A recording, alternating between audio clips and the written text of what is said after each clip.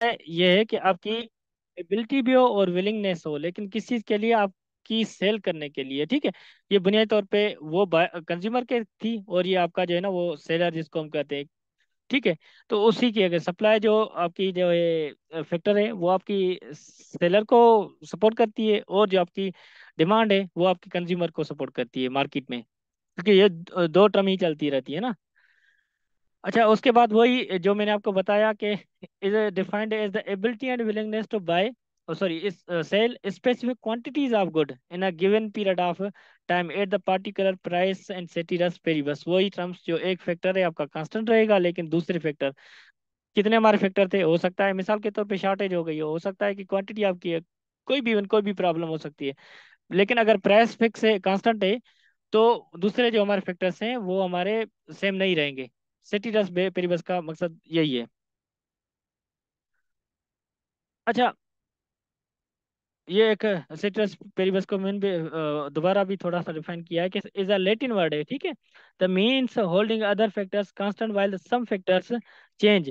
एक फैक्टर आपका कांस्टेंट रहेगा, दूसरे फैक्टर्स इसमें चेंज हो जाते हैं, तो इसको ही सेटिरस पेरिबस कहते हैं। अच्छा, ये आपका लाभ सप्लाई है। लाभ सप्लाई में पहले हमने जब देखा कि क्वांटिटी, सॉरी एक सेकेंड मेरे कार्ड सेव कर लूँ।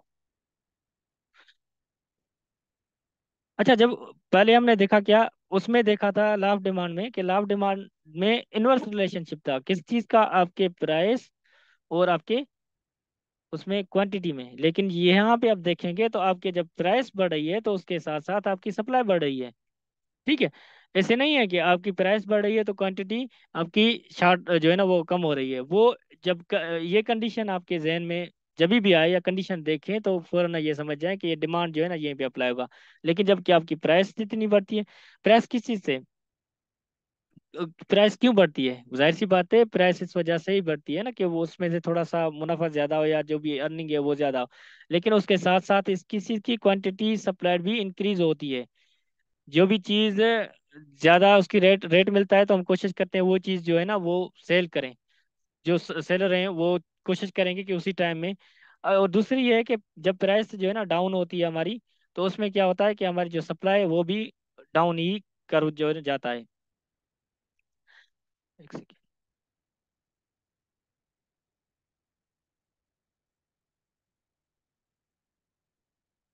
अच्छा, उसके बाद हम चलते हैं डायग्राम की तरफ। डायग्राम ये है कि मिसाल के तौर पे आपके क्या था, जो आपका डिमांड का डायग्राम था वो इस तरह से था ना, ये, ठीक है। लेकिन सप्लाई का इस तरह से नहीं है। सप्लाई की आप देखेंगे तो ये इनवर्स रिलेशनशिप इन चीज़ों में चल रहा है। ये आपका क्या है कि ये आपका था डिमांड, लेकिन ये आपका है सप्लाई। यहाँ से थोड़ा सा आप पहले अंडरस्ट, मिसाल के तौर पे देख लेते हैं। क्या है कि मिसाल इसी इनिशियली पॉइंट को ले लेते हैं कि आपकी, वही आपके जहन में रहना चाहिए कि ये हमारी एक्स है, ठीक है। ये क्या कहलाएगी? ये हमारी x x, sorry, y axis होगी, और ये एक्स एक्सेस होगी, ठीक है। ये हमारी हार वर्टिकल है, और ये हमारी क्या है? हॉरिजॉन्टल है। ये हमारी क्वांटिटी, ये हमारी प्राइस। प्राइसेस जो होती है हमारी क्या, वाई एक्सेस पे होती है, और क्वांटिटी जो हमारी होती है ग्राफ में वो हमारी एक्स एक्सेस पे होती है। अच्छा, इसको देखें कि मिसाल के तौर पे अब जब आपकी प्राइस 10 रुपए थी, तो आपकी मिसाल के तौर पे क्वांटिटीज में टोमेटो का एग्जांपल ले लेते हैं, वो 5 किलो जो है ना मिल रहे थे। लेकिन इस तरह से नहीं, अगर जब आपकी प्राइस बढ़ी थोड़ी सी, 11 रुपए दूसरी पॉइंट बी में पे चली गई, तो आपके क्या है? वो 6 मिल रहे हैं। लेकिन कहने का मकसद है ये डायरेक्टली प्रोपोर्शनल है। वहां पे इनवर्स प्रोपोर्शन था किसी का, आपके डिमांड और सॉरी क्वांटिटी और प्राइस के बीच में। यहीं पे आपका डायरेक्ट जो है ना वो प्रोपोर्शन है या रिलेशन है आपकी प्राइस और क्वांटिटी। जब आपकी प्राइस बढ़ती है तो उसके साथ साथ आपकी क्या होती है? सप्लाई भी बढ़ती है। ऐसे नहीं है कि आपकी जब आपकी प्राइस बढ़ रही है तो आपकी क्वांटिटी वो शार्ट हो जाएगी। तो जब ये टर्म हो तो आपको उसको कहेंगे लॉ ऑफ डिमांड। अगर जब आपकी प्राइस भी बढ़ रही हो और ये सारी चीजें हो रही हो मीन्स, तो वो आपकी लॉ ऑफ सप्लाई में आ जाएंगी। होपफुली आप इन चीजों को अच्छे से अंडरस्टैंड कर गए होंगे।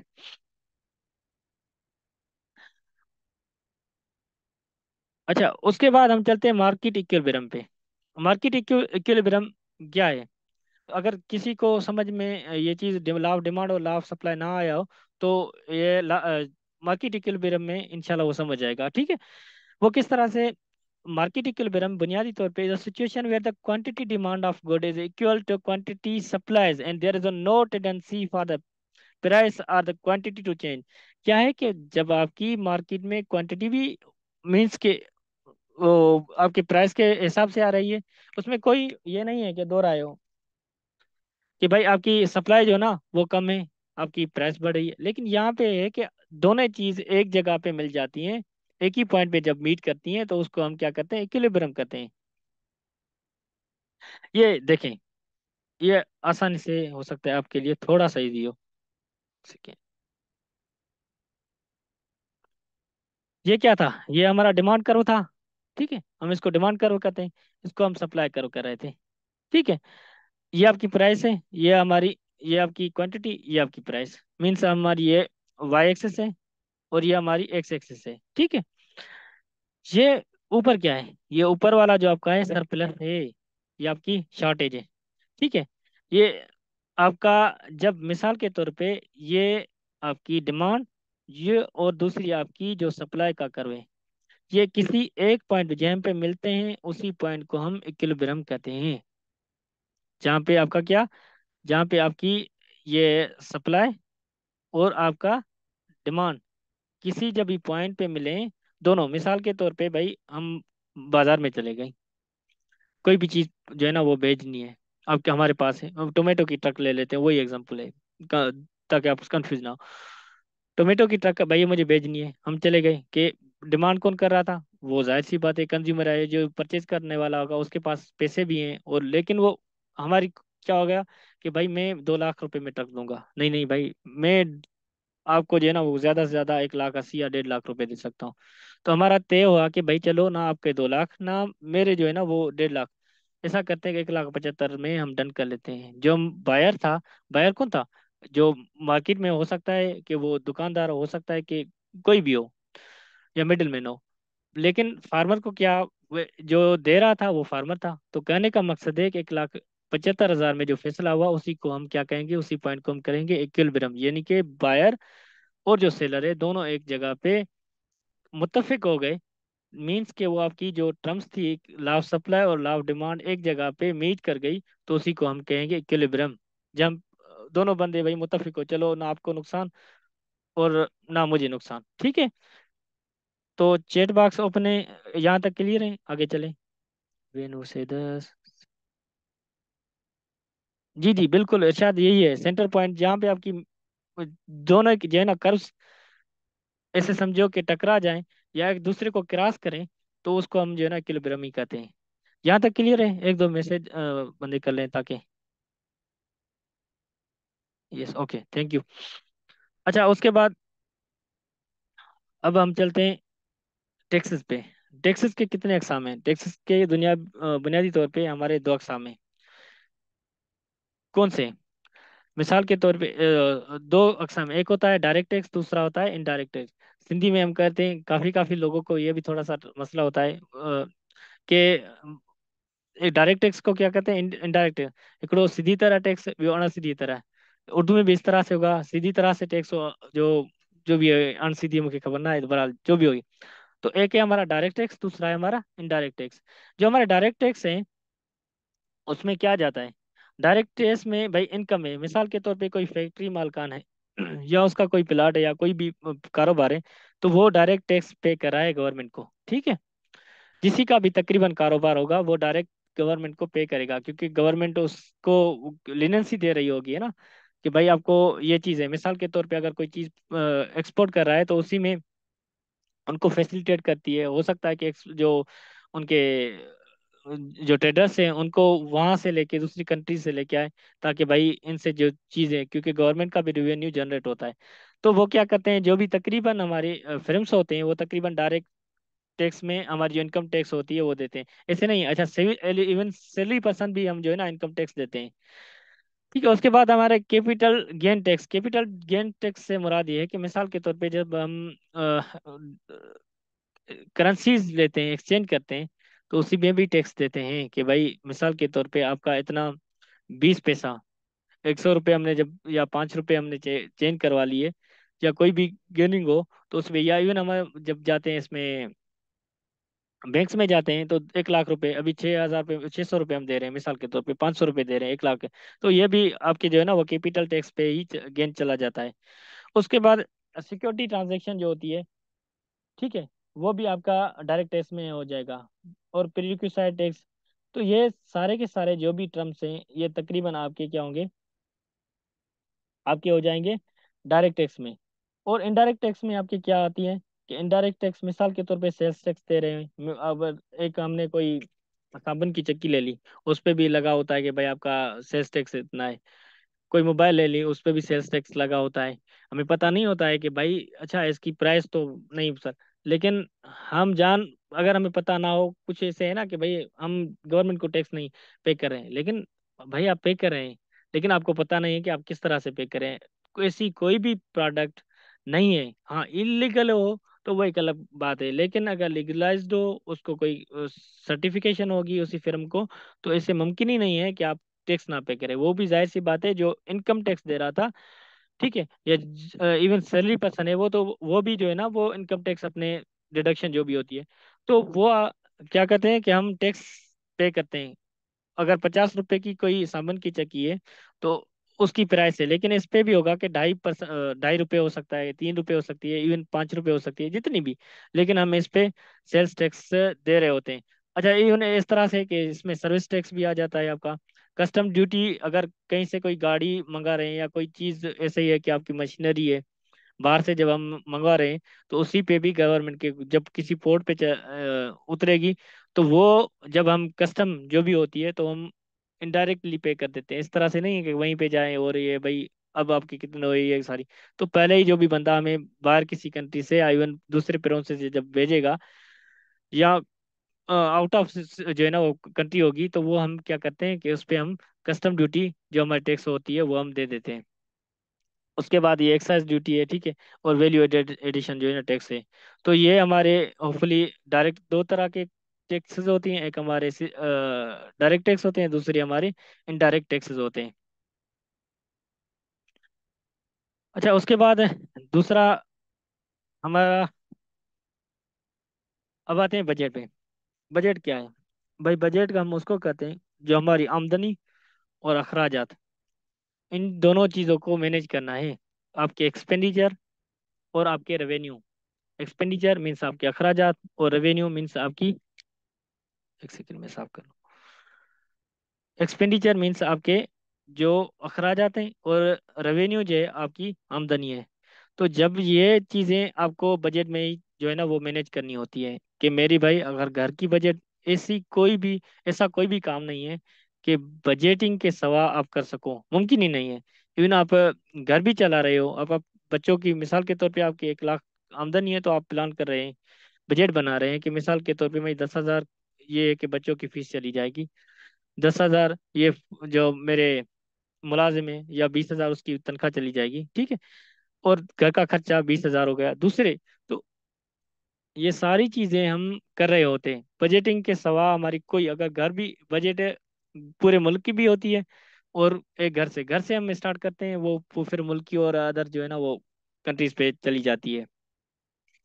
अब हम जब मिसाल के तौर पे ये बजट बजट कहते हैं कि भाई हमारे जून में एक बजट फलानी तारीख को, अभी 9 तारीख को पेश हुई थी, तो उसमें क्या था, यही होती है कि भाई गवर्नमेंट के पास टोटल आमदनी, यानी कि उसकी पैसे कितने कलेक्ट हो रहे हैं, और उसको किस किस जो है ना वो डेवलपमेंट के लिए कितने पैसे खर्च करने हैं, और किस तरह से, और कितने टर्म के लिए, 6 महीने में देने, हो सकता है कि वो 10 या 12 महीने में, सर्कुलेशन, वो सारी चीजें हमें देखनी पड़ती है। और ये किस चीज में देखते हैं, ये हम देखते हैं बजटिंग में, ठीक है। ये दो चीजें होती है, एक हमारा क्या है, एक हमारा एक्सपेंसेस, मीन्स उसको एक्सपेंडिचर बोलें, और दूसरी हमारी क्या होती है, जो हमारा ये आपका रेवेन्यू, मीन्स की आमदनी। ये दो चीजें हमें बजट में ही मैनेज करनी होती हैं। आगे चलते हैं। ये है। अच्छा, गवर्नमेंट बजट कितने टाइप होते हैं? बजट के बुनियादी तौर पे 3 टाइप होते हैं। किस तरह से भाई? जब भी आपकी डेफिसिट बजट, एक है आपकी डेफिसिट बजट, दूसरी आपकी बैलेंस बजट, दूसरी है आपकी तीसरी सरप्लस बजट। डेफिसिट बजट किसको कहते हैं? डेफिसिट बजट उसको कहते हैं कि जब आपका खर्चा ज्यादा हो और आपकी आमदनी कम हो, मेरी तरह।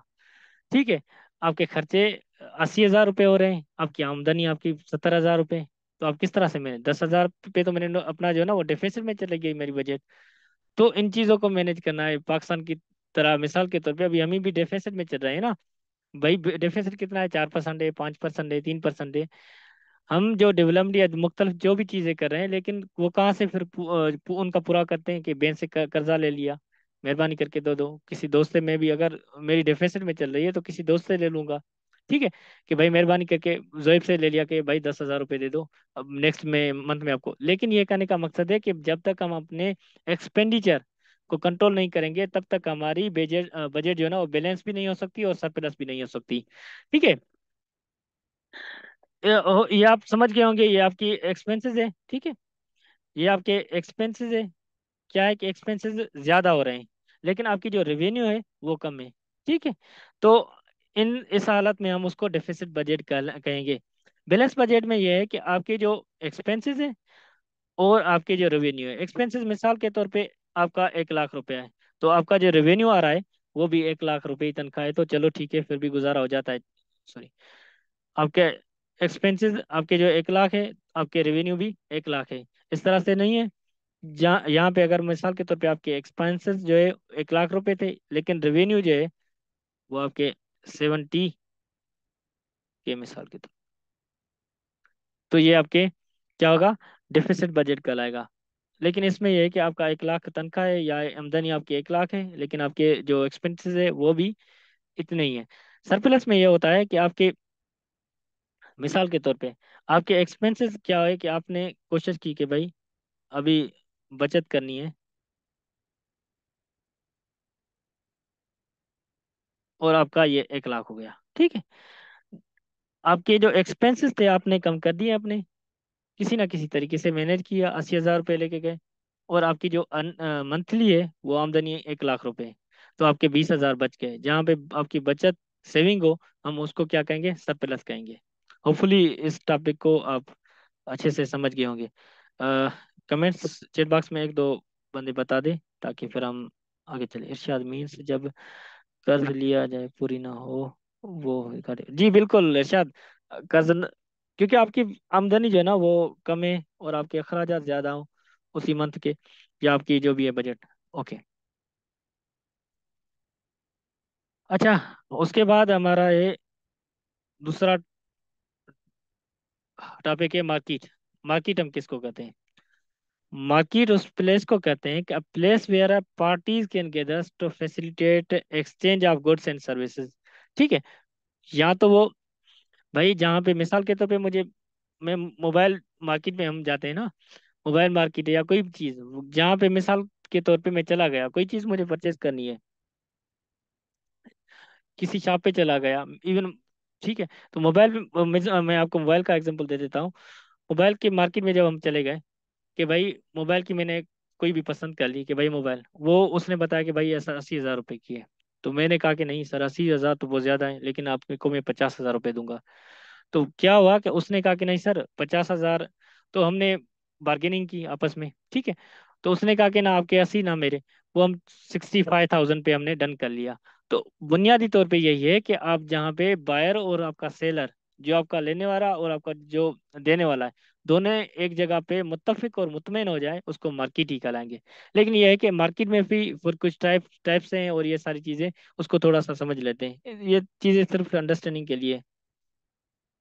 एक होती है परफेक्ट मार्केट, दूसरी है मोनोपोली, ओलिगोपोली और मोनोपोलिस्टिक। ये दूसरे में थोड़े से जो ना, इसमें ये होता है जो मोनोपोली। मोनोपोली मोनोपोली में क्या होता है कि आपकी जो भी किसी की प्रोडक्ट है, सेल करने वाला एक बंदा होता है। ठीक है, जब एक बंदा होगा तो वो जाहिर सी बात है उस तरह की कोई प्रोडक्ट कोई और बंदा नहीं दे रहा है। जब और नहीं दे रहा है तो हो सकता है कि वो आपको प्राइस में ज्यादा है क्योंकि आपका उसका कोई अल्टरनेट कोई शॉप है ही नहीं। ठीक है, तो उसमें क्या होगा कि आपके मोनोपोली सिस्टम जैसे हम होते हैं भैया, क्योंकि उसको पता है कि यहीं पे कोई शॉप है ही नहीं। अगर फोटो कॉपी करवानी है भाई, 50 रुपये में पेज होगा, आप कराएं तो ठीक है, नहीं है तो आप चले जाएं। अभी मेरी भाई ज़रूरत है, अब मैं यहीं से अगर चला जाऊं, 150 रुपये का पेट्रोल डलवाऊं गाड़ी बाइक में, 200 रुपये का पेट्रोल डलवाऊं, अच्छा है कि भाई 50 रुपये में करके दो। लेकिन वही कॉपी आपकी किसी सिटी में या नियर बाई सिटी में वो हो सकता है कि 20 रुपये में हो, लेकिन ये है कि आपको मोनोपोली सिस्टम है ना। मजबूरी आपने हिसाब किया कि भाई अगर मुझे 2 कॉपी निकलवानी है तो मेरे यहाँ पे 80 रुपये ज्यादा लग रहे हैं, लेकिन अगर मैं पेट्रोल खर्च करके चला जाऊंगा तो मेरा 150 रुपये लगेगा। तो मैं बजाय को मैं जाऊँ सिटी, तो अच्छा है कि भाई चलो ठीक है, आप 80 जो है ना रुपये ज्यादा ले रहे हो, लेकिन तो मोनोपोली सिस्टम में ये होता है कि हमारे आपके जो बायर्स होते हैं वो ज्यादा होते हैं, लेकिन सेलर आपका एक होता है, ठीक है। ओलिगोपोली में ये थोड़ा सा डिफरेंट है। अब फ्रेम कंसंट्रेशन रेशियो, यहाँ पे क्या था इसमें आपके मोनोपोली सिस्टम में, कि भाई अब फिल्म एक फिल्म था, ठीक है। और इसमें क्या है कि फिल्म आपके ओलिगोपोली में ओलिगोपोली में आपके जो फिल्म्स हैं वो आपके 5 हैं, ठीक है। तो आपके मीन्स के आपके जो सेलर हैं वो ज्यादा हैं और बायर्स जो हैं वो आपके कम हैं, ठीक है। ये इनवर्स रिलेशन आप इनको कह लें कि इनका इनवर्स रिलेशनशिप है मोनोपोली और ओलिगोपोली में। लेकिन ये परफेक्ट में ये कहता है कि मिसाल के तौर पे आपके जितने बायर्स होंगे, सेलर्स, जो भी डिमांड होगी मार्केट की, उस तरह से ये सारी चीजें चलती रहेंगी। मोनोपोली से कंपटीशन को फिलहाल से वो इसी का यकसाम है मोनोपोली को। ये ज्यादा डीपली में असल में आपको इस वजह से नहीं समझा रहा क्योंकि आपकी काम की इतनी ज्यादा चीजें हैं नहीं। अगर कोई इकोनॉमिक्स का होगा पेपर तो फिर तो ठीक है, लेकिन ये अंडरस्टैंडिंग के लिए, क्योंकि क्वेश्चन हो सकता है कि आपसे पूछ ले मोनोपोली का क्या है और मोनोपोलिस्टिक, क्योंकि पेस्टिसाइड और ये सारी चीजें होती हैं। जैसे अभी रिसेंटली हमारा बड़े का बड़ा मसला ये चल रहा है ना कि ब्लैक मार्केटिंग में और ये सारी चीजों में फर्टिलाइजर की हाइकिंग हो रही है, प्राइस की और ये सारी चीजों की। तो हो सकता है कि उसी सेंस में ये आपसे क्वेश्चन पूछ ले इंटरव्यू, तो उसी सेंस में। अच्छा, उसके बाद आते हैं ट्रेड पे। मेरे ख्याल से 1 मिनट थोड़ा सा रेस्ट कर लेता हूँ, फिर कंटिन्यू करते हैं, 1 मिनट सिर्फ। अच्छा, उसके बाद आ गया ट्रेड। अब ट्रेड को थोड़ा सा अंडरस्टैंड करना है कि ट्रेड है क्या, ठीक है। ट्रेड में क्या कि voluntary exchange of goods and services between economic actors such as consumer companies and nationals. ये मुख्तलिफ हमारे क्या है कि ये एक्टर्स है ना। मिसाल के तौर पे ये एक्टर्स किस के दरमियान है, ये आपका कंज्यूमर भी है, ठीक है, आपका कंपनीज भी है, हो सकता है उसकी को जरूरत हो, आपकी नेशन जो आपकी क्या बोलते हैं कोई भी बंदा। तो ये सारे चीज जहाँ पे अगर मिसाल के तौर पे मेरे और अरशद के बीच में कोई भी किसी चीज की जो है ना एक्सचेंज हो रही है कि भाई मैं चलो ठीक है मैं आपसे ट्रेड कर लेता हूँ। कौन सा भाई आप ट्रेड, भाई आपके पास गंदम है मुझे दे दो और मैं आपसे मार्केट के जो है ना रेट से ज्यादा दे दूंगा, ठीक है। तो इस तरह से ये स्टेट टू स्टेट भी होती है, प्रोविंसेस टू प्रोविंसेस भी होती है, और ये कंट्री टू कंट्री भी वेरी करती है। जैसे हम डीजल खर्चे परचेज करते हैं, ठीक है, या दूसरे हमारे मशीनरी है इवन वो परचेज करते हैं, या दूसरी काफ़ी सारी चीज़ें हैं, तो कंट्री बाय कंट्री भी करते हैं, प्रोसेस टू प्रोसेस भी करते हैं, और हम आपस में इंडिविजुअल भी ये सारी चीज़ कर रहे होते हैं। तो इससे मुराद ये है कि एक्टर्स हो किसमें, एक कंज्यूमर मिसाल के तौर पे आपका हो सकता है, कंपनी है मिसाल के तौर पे मेरी कंपनी है, भाई मैं फ्लोर में ले मेरे पास, लेकिन अरशद के पास 50 जो है ना 500 बैग्स पड़ी हैं गंदम की, तो मैं उससे ट्रेड करूंगा कि आप जो है ना मार्केट से 500 रुपये 200 रुपये ज्यादा ले लें, लेकिन मुझे डायरेक्ट दें, बजाय कि मैं कहीं से एक एक जो है ना 50-50 बोरी जो है ना परचेज करूं। तो वही सेम है कि नेशन टू नेशन, पाकिस्तान मिसाल के तौर पे जो है ना वो ईरान से, सॉरी, रशिया से तेल रहा है, क्यों, जाहिर सी बात है कि हमें थोड़ा सा सस्ता मिल रहा है। दूसरी जगह पे अगर हम किसी और कंट्री से परचेज कर रहे हैं तो हमें थोड़ा महंगा मिल रहा है, हम कोशिश कर रहे हैं कि भाई महंगा ना हो और हमारी जो है ना वो सेविंग हो। तो ये ट्रेड बुनियादी तौर पे हम इसको कहते हैं। अच्छा, उसके बाद चलते हैं थोड़ा सा आगे। ट्रेड, ट्रेड के कितने अकसाम हैं, ये दो है। आपका एक डोमेस्टिक ट्रेड होता है, दूसरा आपका होलसेल ट्रेड होता है, सॉरी इंटरनेशनल ट्रेड होता है। डोमेस्टिक ट्रेड में क्या आप किया जाती है, होलसेल और आपका रिटेल आ जाता है। पहले डोमेस्टिक को अंडरस्टैंड कर लेते हैं। डोमेस्टिक में आपके दो चीजें आती है कि आपकी होलसेल आ जाता है, दूसरा आपका रिटेल आ जाता है। होलसेल से मिसाल के तौर पे मैंने कोई भी चीज होलसेल के रेट पे ले ली, तो वो क्या होगा, को हो सकता है कि वो होलसेल वाला बंदा उसी चीज को 100 रुपये में चला रहा हो या 50 रुपये में।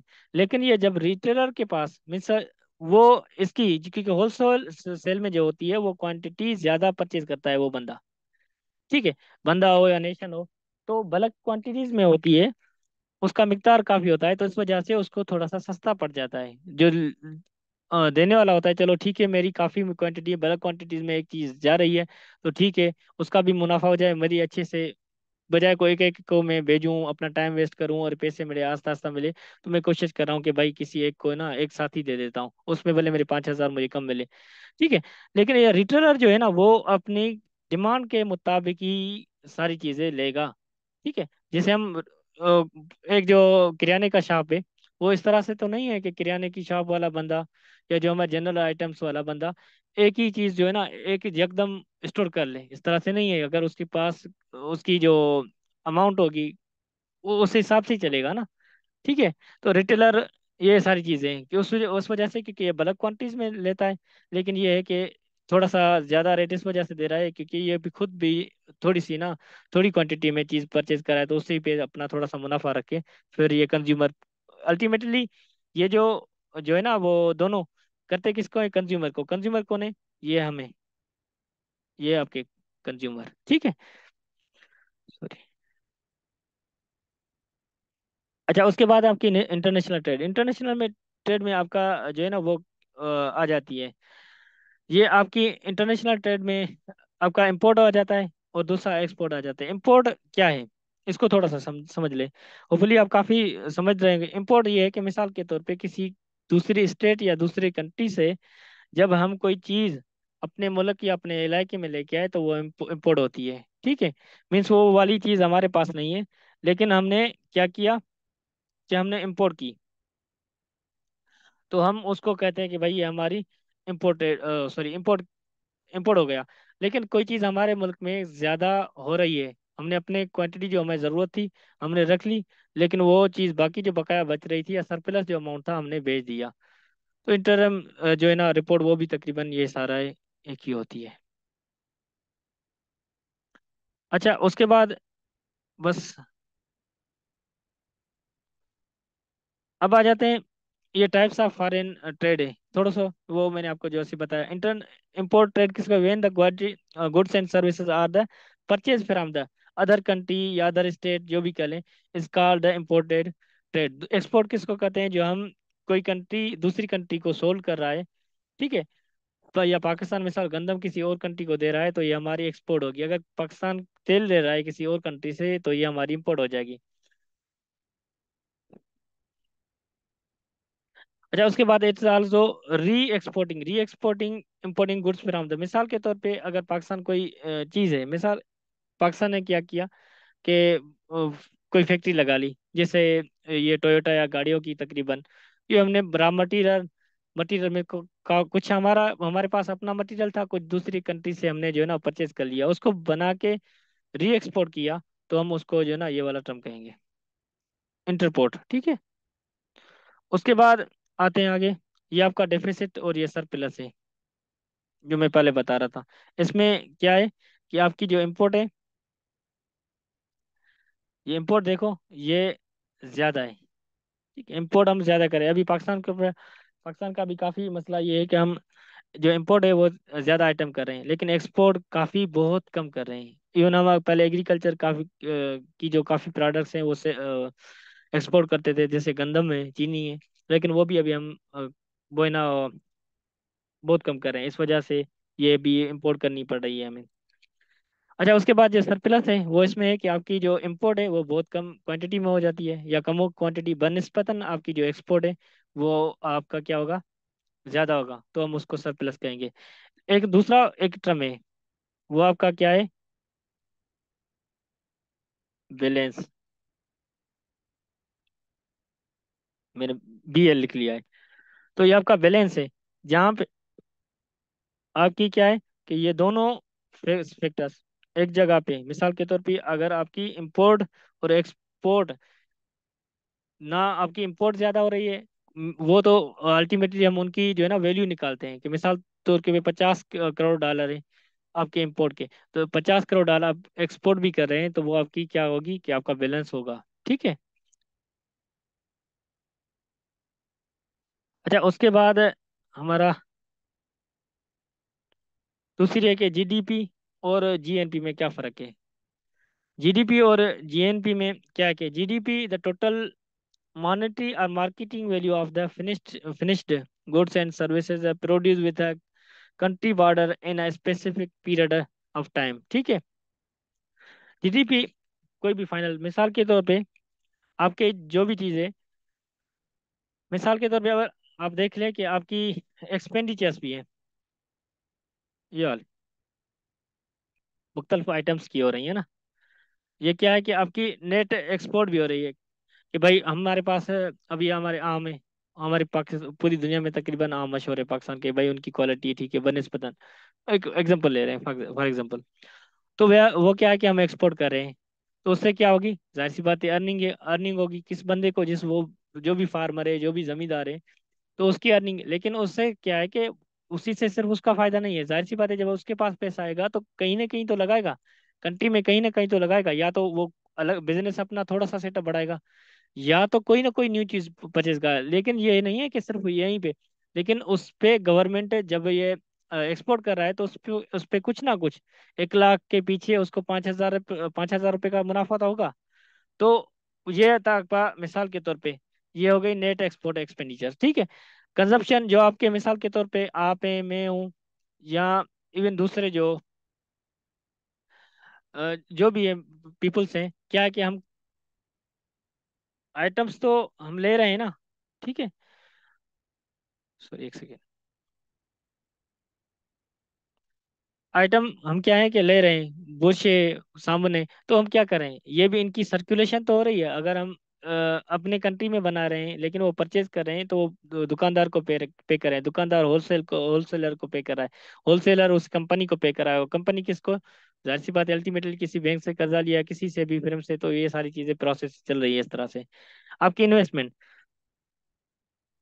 आपकी इन्वेस्टमेंट मिसाल के तौर पे आपका बरिया टाउन है, ये बरिया टाउन जो मलक रियाज है, तो मलक रियाज भी अगर मिसाल के तौर पे पैसे उसके पास आ रहे हैं, वो लोग जो है ना परचेज कर रहे हैं प्लाट्स, तो क्या है उसको अल्टीमेटली वो या तो बैंक का पैसा होगा या तो उसका पैसा होगा, लेकिन कहीं पे जमा तो हो रहा होगा ना, कोई किसी पूल में तो जा रहा होगा।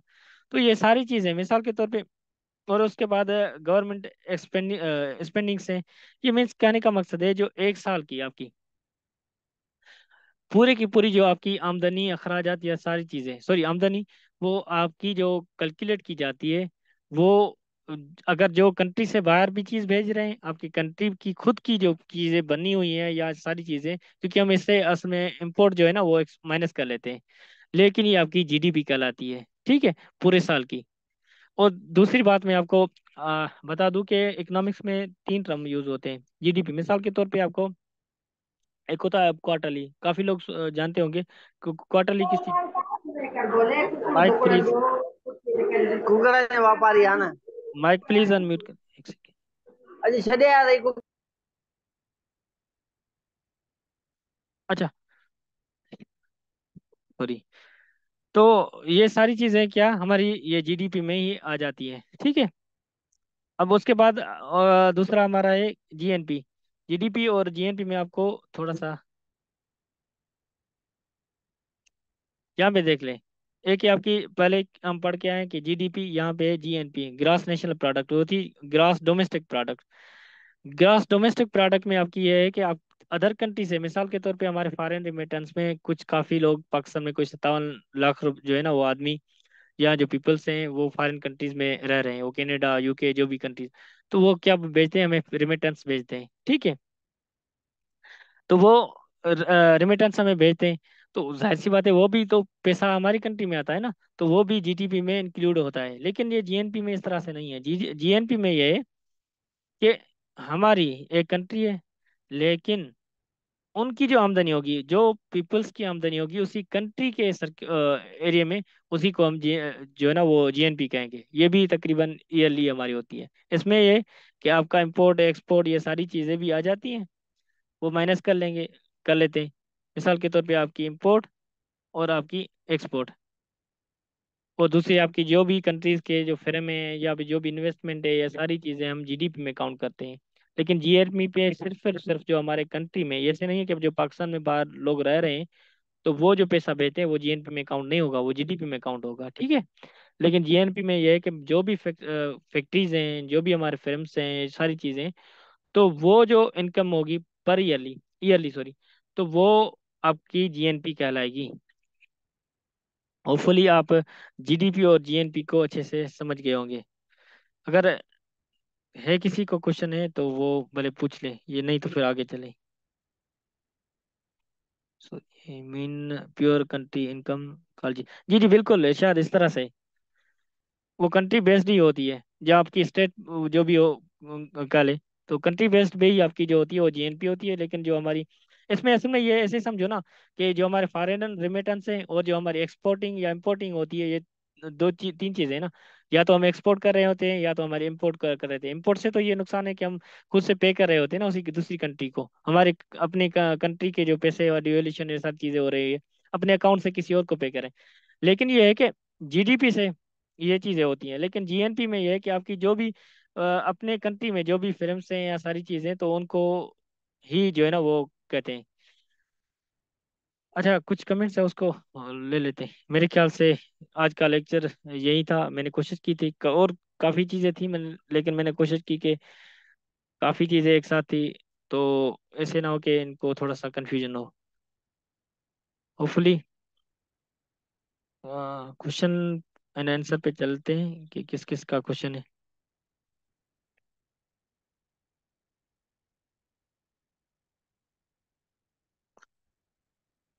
तो sir today lecture was interesting, thank you Irshad, thank you so much.